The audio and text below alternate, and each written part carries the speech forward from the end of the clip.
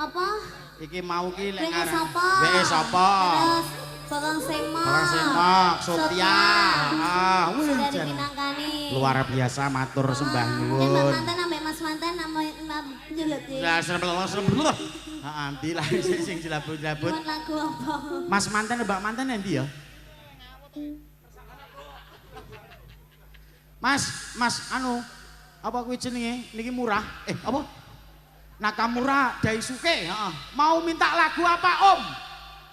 Om Nakamura jenenge. Nakamura nggon pijet lho. Wes nggon pijet lho. Heeh, Nakamura. Atau Mbak anu, Mbak Dinda mau minta lagu apa? Minta lagu Hah? We the Talk. Apa serampan? Flee of the Talk. Sabar. Oh iya. Sayang ngapunten saestu yen tering saged nuruti apa karamu ari sesane ana pinalihane kata ubayane kok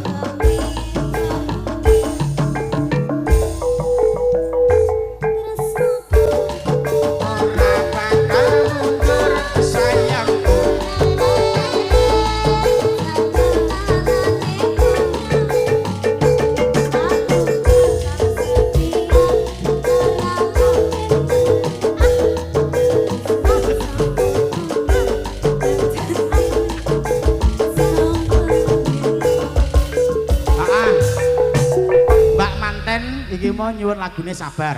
sayang Wis to. Kok panggah. enak to Kok panggah ngono kancane karo tim tukang gawa sego nyuwun lagune kawin kontrak. Heeh. terlanjur cinta mati di kalianku sayang izinkan cinta ini bisa ku berpanjang tak ada lagi istilah kawin kontrak Berapapun mas kawin akan ku bayar kontrak. Deng. terus apa nih? Wis ya kuwi rong lagu kuwi lho. Nah ya wes Loh.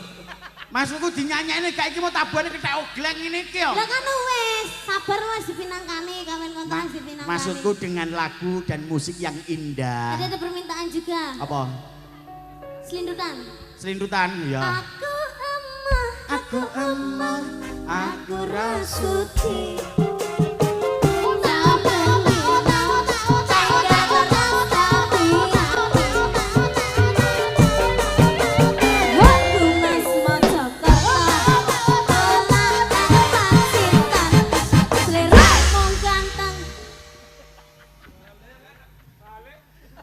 Kulino ning kontrakan. Ora. Ya, sabar minangkani dulu baru Kita kawin. minangkani sabar, Sabar. dulu. Mau sendiri atau mau sama teman-teman? Ada. Ini kan salin trio. Ya.